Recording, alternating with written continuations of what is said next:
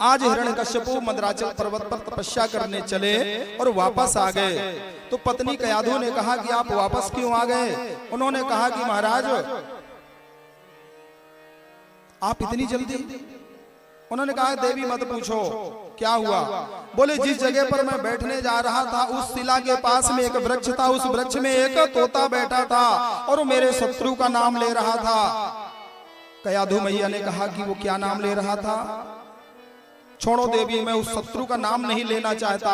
लोग होते हैं जो सबसे बड़ा दुश्मन शत्रु हो ना, लोग उसका नाम लेना भी पसंद नहीं करते।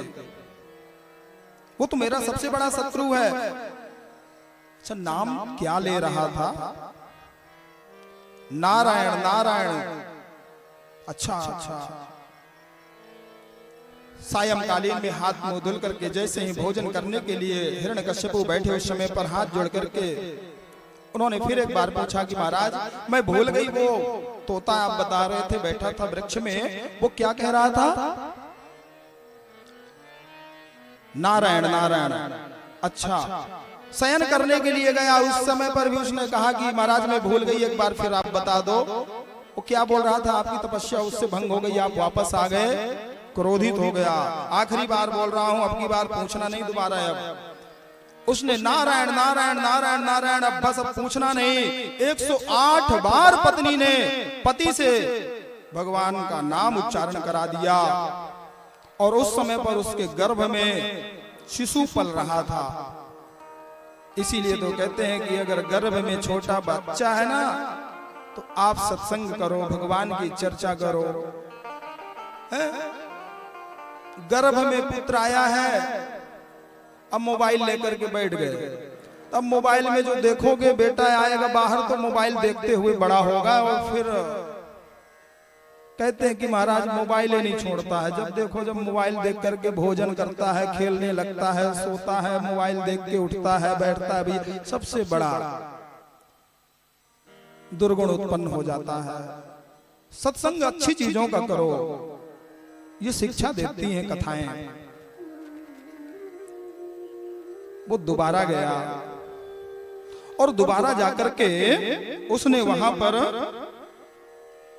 तपस्या प्रारंभ करी। दाहिने पैर का अंगूठा नीचे, सिर ऊपर, दोनों हाथ ऊपर, नभोर दृष्टि, दृष्टि आकाश की ओर है, दोनों हाथ ऊपर हैं, एक पैर से खड़े होकर के कठोर तपस्या करी है। यहां इंद्र कयाधु मैया को हरण करके ले जा रहे थे कि भैया इसके गर्भ में जो पुत्र पल रहा है, इसका बेटा जब जन्म लेगा तो जब पिता इतना खतरनाक है तो बेटा जब जन्म लेगा तो ये तो और बड़ा होगा, इसका मैं वध कर दूंगा। ये सोचकर के वो उसका वध करने ले जा रहे थे। नारद जी ने उनको अपने आश्रम में बचाया और आश्रम में रखा। वहां नारद जी का सत्संग, वो तपस्या किए और तपस्या से उनका शरीर जीर्ण शीर्ण हो गया, शरीर की चमड़ी चली गई, केवल अस्थि मात्र रहे। हिरण्यकश्यपु के उस तपस्या को देख करके ब्रह्मा जी को आना पड़ा और ब्रह्मा जी ने अपने कमंडल से जल लेकर के उसके ऊपर छिड़का। वत्स आंख खोलो, मांगो क्या चाहते हो। उसने कहा कि अगर आप मुझे देना चाहते हो तो महाराज